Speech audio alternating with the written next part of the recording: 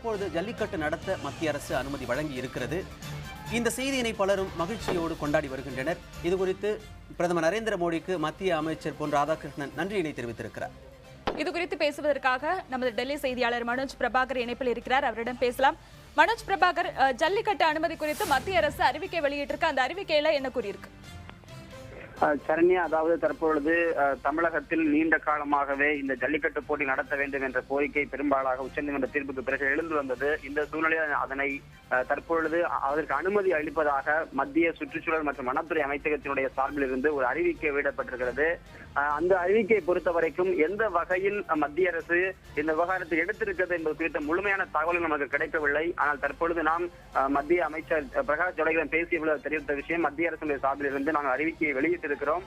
அந்த அறிக்கையின் மூலமாக தமிழகத்தில் ஜல்லிக்கட்டு போட்டி நடத்துவதை நாங்கள் உறுதி செய்திருக்கிறோம் என்று தெரிவித்திருக்கிறார். அதாவது காட்சிப்படுத்தப்படக்கூடிய விலங்குகள் பட்டியலிருந்து ஜல்லிக்கட்டு காளைகளை நீக்கி அந்த அறிவிக்கை இருக்கும் என்று அவர் தெரிவித்திருந்தார். எனவே இதன் அடிப்படையில் பார்க்கும் பொழுது ஜல்லிக்கட்டு காளைகளுக்கு அந்த காட்சிப்படுத்தும் விலங்குகள் பட்டியலிருந்து விலக்கு அளிக்கப்பட்டிருப்பது போன்ற ஒரு தோற்றம் உருவாகி இருக்கிறது. எனவே மத்திய அரசு சார்பிலிருந்து இதற்கான அதிகாரப்பூர்வ அறிவிப்பு வெளியிடப்பட்டிருக்கிறது.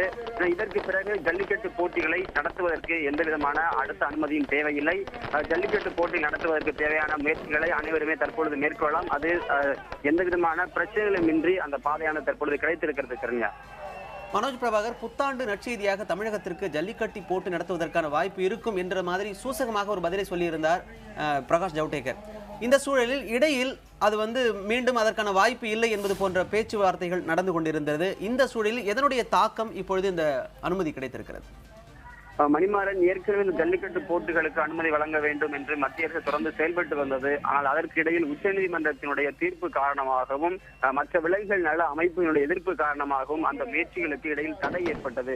ஏனெனில் மத்திய அரசில் இருந்த இன்னும் சிலர் கூட இந்த ஜல்லிக்கட்டு போட்டிகளுக்கு அனுமதி வழங்கக்கூடாது என்று தங்களுடைய எதிர்ப்பை காட்டியிருந்தனர். மத்திய அரசுடைய தலைமை வழக்கறிஞர் கடந்த ஆண்டு இந்த உச்சநீதிமன்ற தீர்ப்பை காரணம் காட்டி மத்திய அரசு எந்த விதமான சட்ட மீறல்களையும் செய்ய வேண்டாம் என்னுடைய கருத்தையும் தெரிவித்திருந்தார். இதனுடைய அடிப்படையில் தான் மத்திய அரசு இதற்கு எந்த வகையில் பிரச்சனைகள் இல்லாமல் அனுமதி வழங்க வேண்டும் என்பது குறித்து ஆராய்வதற்காக சில நாட்கள் எடுத்துக் கொண்டிருந்தது.